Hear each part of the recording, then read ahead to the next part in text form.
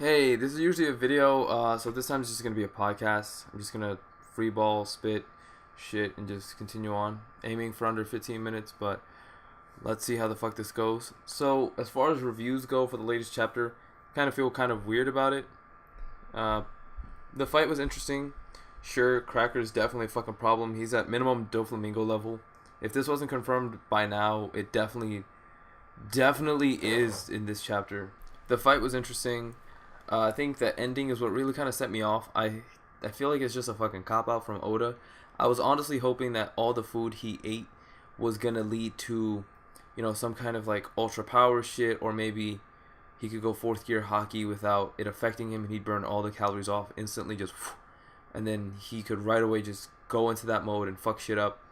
Or maybe he could just go full on third gear, like what I've been thinking and telling my friends for a long time, that I think he's gonna go full on third gear, ultimate mode, and just become a fucking fully realized giant. Like expand all his bones on his body, and rather than become tiny because he had all that food in him, just go back to normal Luffy and go back to zero.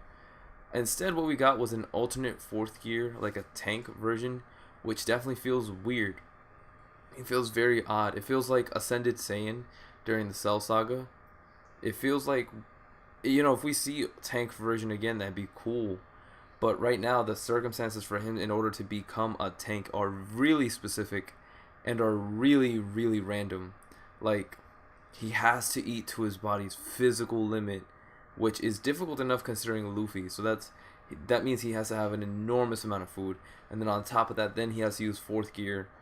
And then it's like, in what scenario other than this one time when he's fighting Cracker and he has an endless supply of food, and what other time in this arc would he fight a villain that's all about food?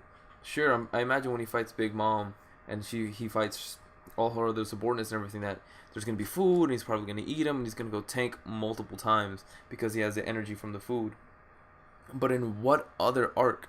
You're telling me he's gonna use tank fourth gear in Kaido? How? Is he just gonna eat the thousand beasts? That makes no sense. I feel like this was a way of that Oda just made a really powerful character and you had to just cop out.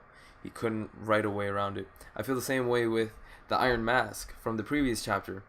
Sanji escaping because Reiju let him out, I think it was kind of obvious. Like, we all kind of saw that coming. But the way she did it, she just bent the bars and was like, go away. Like, no.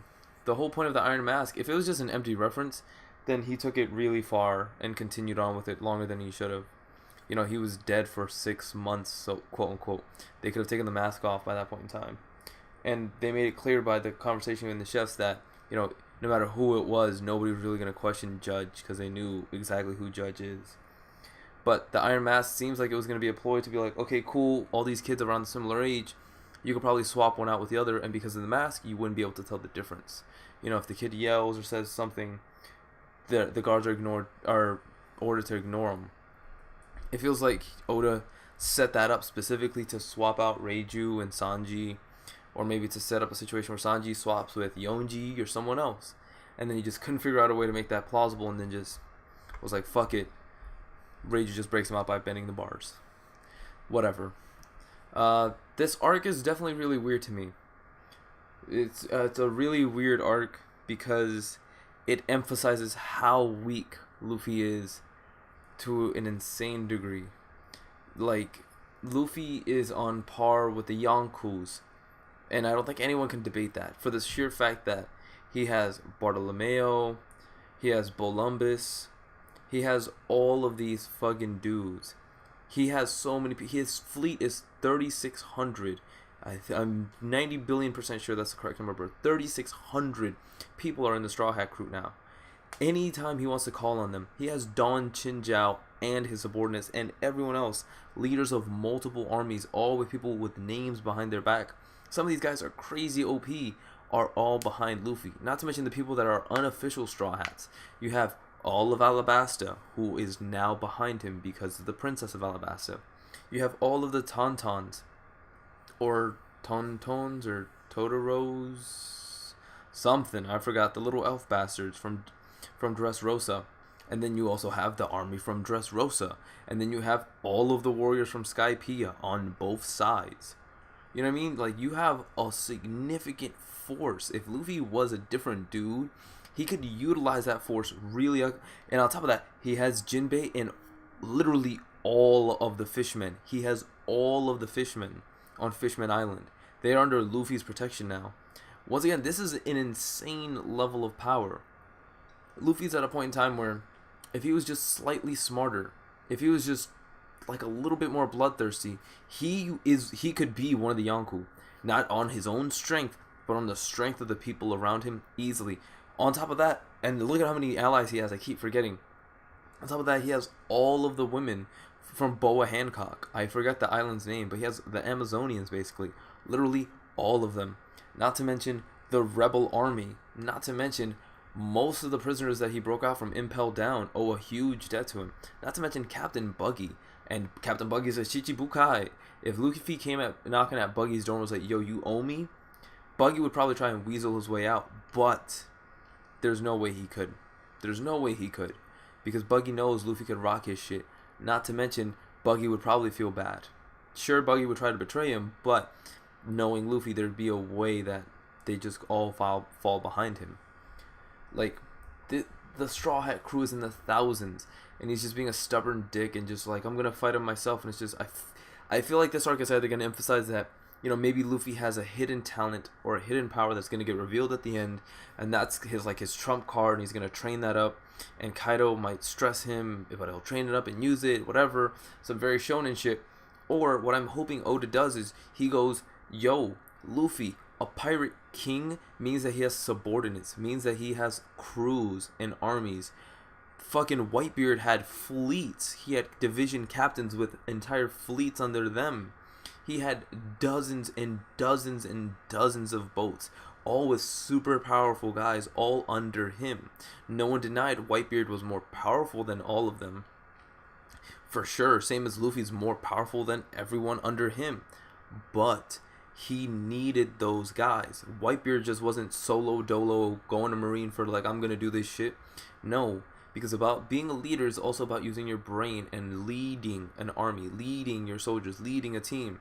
The Straw Hat crew is fucking impressive. You have Sanji and Zoro at the top two, right under Luffy, who could easily be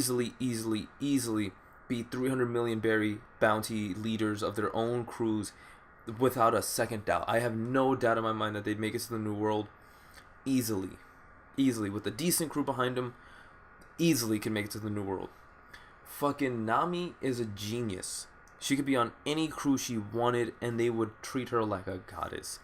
Usopp is sure a bit of a coward, but he's still the fucking man. And his observation haki is on crazy point. He hasn't trained it up well enough, but, or at least from what we've seen, it's mostly just like accidental. But even then, crazy. You have a genius in Chopper who, even though he's still a child, don't ever forget, this nigga's like 8 years old. He's still also a genius. Frankie, a fucking genius from Water 7. Look at that. Another series of allies. Water 7 for Luffy. And the whole Frankie family.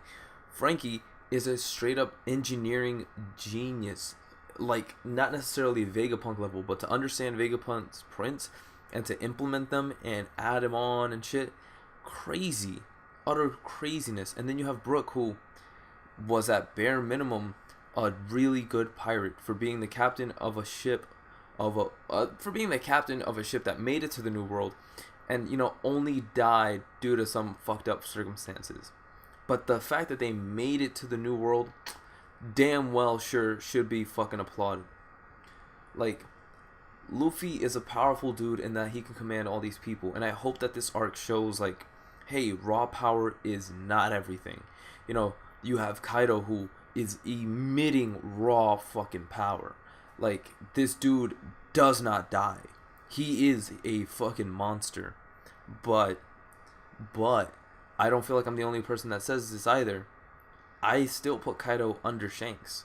Because what is raw power if your Conqueror's haki is fucking trash? Or if your Conqueror's haki is not as strong as Shanks? That means Shanks still bitches you. You could be a fucking tank. You could be 10 million tanks. But if you get bitched by his Conqueror's haki, that's it. You're done. Your power is useless. Your willpower, your soul, if it's weaker than him, you're not the king. You're just the king's most brutish guy. And that makes you weaker.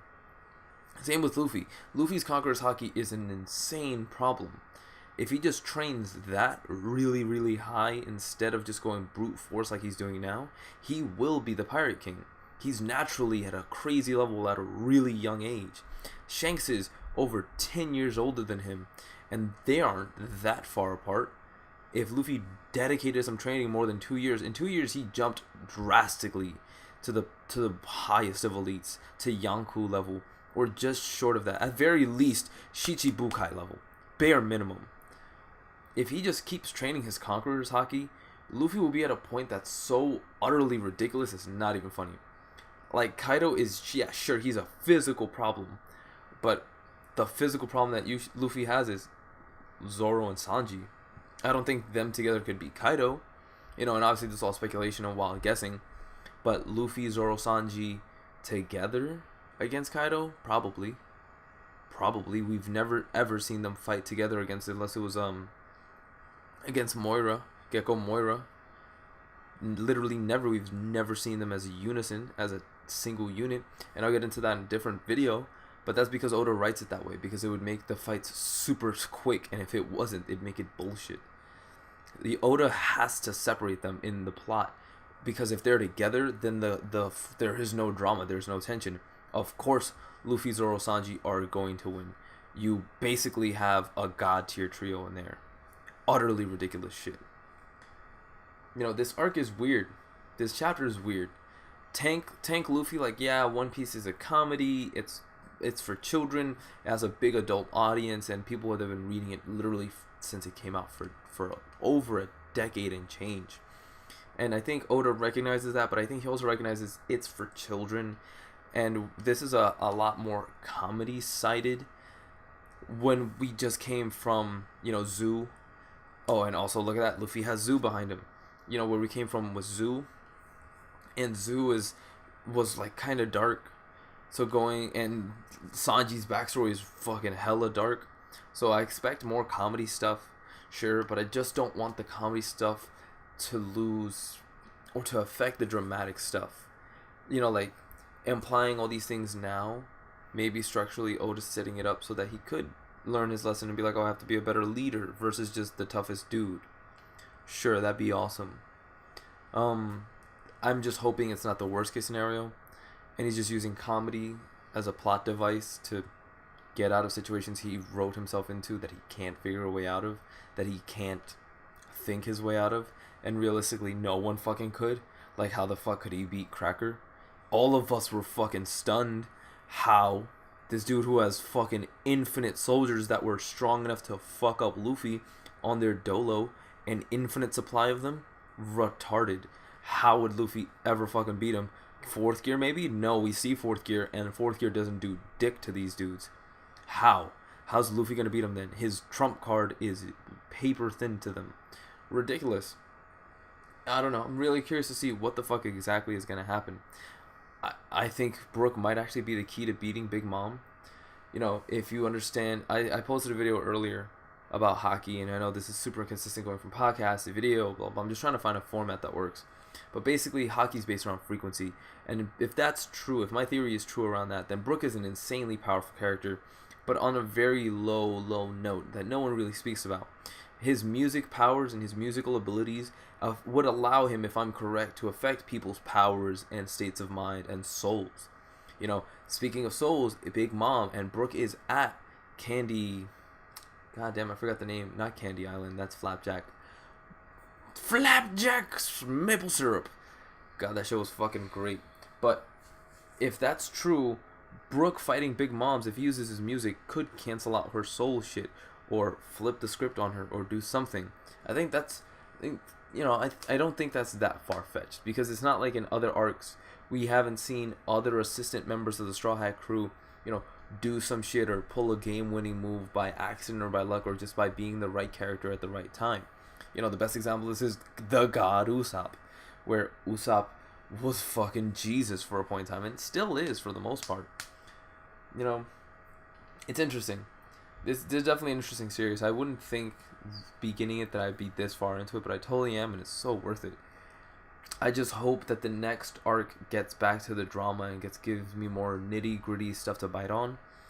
You know, we keep hearing about Vegapunk and shit. I'm hoping maybe Vegapunk's in Wano Kune, but I don't necessarily believe that. What I want to see in Wano Kune is I want to see Zoro's backstory, and I want them to finally just fucking go, hey, you see how everyone's tied together and super related and like super closely tied and shit? By the way, Zoro's first master is like Mihawk's brother or Mihawk's former rival or some shit, or just even fucking knew the guy or come from the same town. I'm totally fine with that. And what makes me think that is that of all the swordsmen we've seen, the elitist elite swordsmen, you know, we've seen a few of them. We're implied though. We're heavily implied that Zoro's his first swordsmaster trainer was a fucking elite god among gods. For that simple moment when he's fighting in Alabasta against that steel knife nigga, and he's like, oh, I gotta cut through metal, and he remembers the lesson his master taught him. He's like, yo, the key to cutting is to not cut. If you can not cut on demand, you can cut through metal. You just gotta like listen to it. And then Zoro gets in the zone and he's like, holy shit, I can cut through metal. Fuck. You know, that's not something that just a fucking rinky-dink sword teacher can teach you. He's put his sword through grass and the grass didn't get cut. He was in full control of the blade. He was in full control of how it moved and where it moved and why. You know, I think that's really important to recognize. Because all of these dudes have fucking crazy-ass fucking mentors. I don't know. I kind of want it off here, but at the same time, I just like want to say this is definitely not a bad chapter. It's nowhere near a bad chapter. It's just not exactly what I wanted. I wanted Luffy to... I don't know what I wanted Luffy to do. I wanted him to beat Cracker, for sure. For sure. But a part of me also wanted to just Cracker just to kick his ass.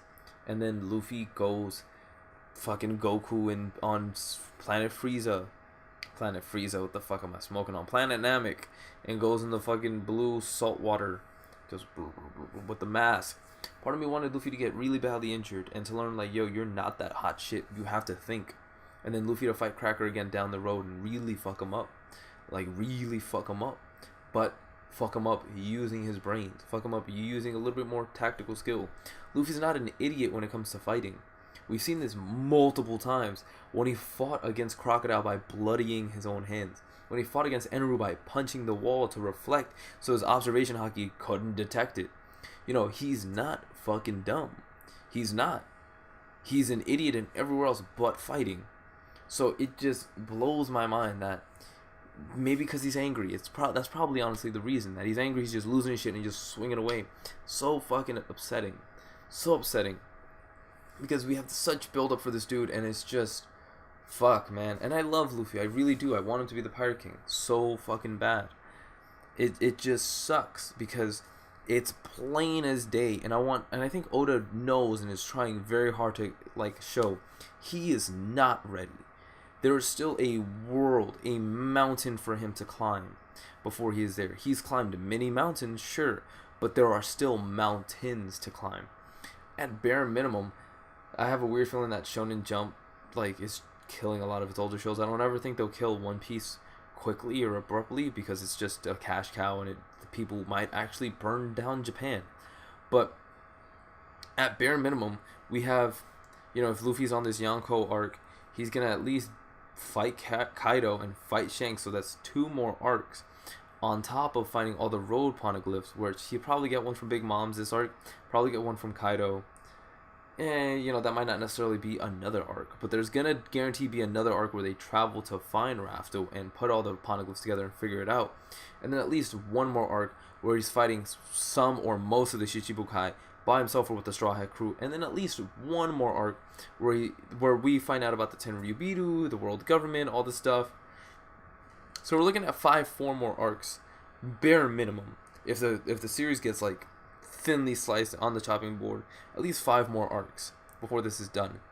You know, and I don't think we're anywhere near I think we're getting nearer to the end than we recognize. I just don't think we're near there. When Oda says we're at 65% completion of the story, hey, you shut the fuck up. Sounds more like 60. where we definitely hit the halfway point. We're definitely past the halfway point, but we're not that close to 70. We're not that close to like 2/3 of the story. There's so much more for Luffy to do and learn. There's so much more. We still haven't seen CP9. We still haven't seen them active again. No fucking clue how strong they are. Think about that. Think about the power scaling One Piece. Can you honestly tell me who is stronger? Can you tell me whether CP9, the fucking head dude, Rob Lucci, or CP0, can you tell me Rob Lucci is stronger now in the current canon? Is he stronger than Colby? Or Helmeppo? Probably Helmeppo, but is he stronger than Colby? Is he stronger than Jinbei? Is he? How the fuck do we know? The power scaling One Piece is all over the place, and I love that. That makes really interesting shits and really interesting debates. But I've been going on way too long. Decent chapter. Great art as always. Good writing for the most part. I just think the ending is so fucking contrived and such fuck. I just hope it doesn't become like Ascended Saiyan. Where Ascended Saiyan was supposed to be the next fucking thing. It was supposed to be a real problem. Like, oh, Goku, Gohan, they're just Saiyan all the time. It doesn't affect their ki at all. That's their new base form. And then we get Super Saiyan 2 and we never fucking see Ascended Saiyan again. Because why would they ever go Ascended Saiyan? That makes no sense. Or if they are Ascended Saiyan and that Super Saiyan 1 state is them ascended, why would they ever go Super Saiyan 1 when they literally can go 2 or 3 or God now? But still, like, why would they ever go there? That only existed to give the plot a little bit more push, to give Goku a fighting chance reasonably and logically until, we got the next thing. To keep him alive long enough until we got the next level and then just fucking scrap that. I hope this tank Luffy isn't that. Because if he's not, it'd be really, really interesting to see how does Luffy just go tank now. How does he go his alternate 4th gear mode without just eating a crap ton? Does he go 3rd gear and then 4th gear? And then does that fuck him up more? Like, does he blow up his stomach and then go tank? Because when he goes 4th gear, he gets fucking muscular as balls. But tank is because he's fat, and he's fat as balls. So how does Luffy just get fat short of maybe 3rd gear blowing up his stomach? But if it's not food, wouldn't that just give him abs again and just make him brolic? That's what I'm saying.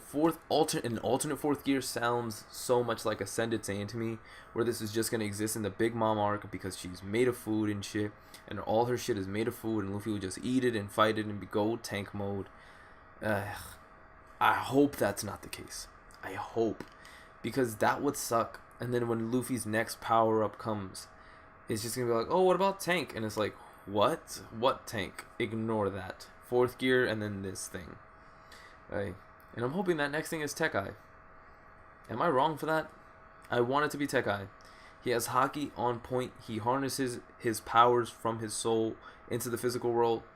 Awesome, dude. Harness your physical power. You're all about brute strength. Harness your fingertip to the point of iron. And then use friggin' 2nd gear. And then do the rifle. Do 2nd gear Gomu Gomu no rifle with Tekai on your finger. And you will literally obliterate people to dust. To fucking ashes. Because Gomu Gomu no rifle is already a problem. It's like the gun, but you twist to give crazy amounts of force. If you did that with your finger, and your finger was as strong as iron, remember Rob Lucci stabbed Luffy. He stabbed him in the chest with his fingertip. That's strong. It takes a lot of effort. If Luffy could rifle and then do that on top of the rifle, boy, he would literally tear people to pieces. On top of doing that to his whole body, on top of Haki, it'd be crazy. And remember, we've never seen someone do Haki and Tekai at the same time. If they did it at the same time, it's honestly might be just a training thing where Tekai takes years and so does Haki, where there's just literally not enough time for regular people to learn both. You pick one or the other. But Luffy already has his Haki on point. And he's already super physically strong. I'm sure Tekai is not a huge leap for him. It can't be. Sanji fucking learned it in 2 years skywalking. What? I divulge, but yeah, not a bad chapter. I'm just hoping this chapter coming up this week is a lot better. It gives me more meat to bite on. It gives me more things to think about. Gives me something that I'm like, oh, okay, cool, great. Like, things are moving forward a lot now. Maybe it'll focus on Chopper and Little Rabbit bitch, the Yaoi.